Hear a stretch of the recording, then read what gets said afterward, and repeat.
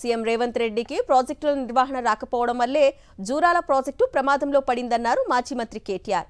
Jurala ప్రాజెక్టులోని 9వ gate rope తెగిపోవడం Congress సర్కారు నిర్లక్ష్యానికి నిదర్శనమని విమర్శించారు.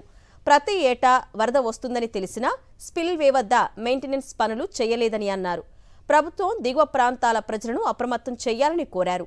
ఎగువ నుంచి పెరుగుతున్న ఇన్ఫ్లోను ఎప్పటికప్పుడు అంచనా వేస్తూ పగడ్బందీగా వ్యవహరించాలని సూచించారు. జూరాల ప్రాజెక్టుకు ఎలాంటి నష్టం వాటిల్లకుండా జాగ్రత్తలు తీసుకోవాలని కేటీఆర్ ఎక్స్ వేదికగా డిమాండ్ చేశారు. కాంగ్రెస్ సర్కారు నిర్లక్ష్యానికి నిదర్శనమని విమర్శించారు.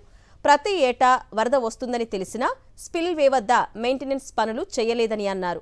ప్రభుత్వం దిగువ ప్రాంతాల ప్రజలను అప్రమత్తం చేయాలని కోరారు. ఎగువ నుంచి పెరుగుతున్న ఇన్ఫ్లోను ఎప్పటికప్పుడు అంచనా వేస్తూ పగడ్బందీగా వ్యవహరించాలని సూచించారు. జూరాల ప్రాజెక్టుకు ఎలాంటి నష్టం వాటిల్లకుండా జాగ్రత్తలు తీసుకోవాలని కేటీఆర్ ఎక్స్ వేదికగా డిమాండ్ చేశారు.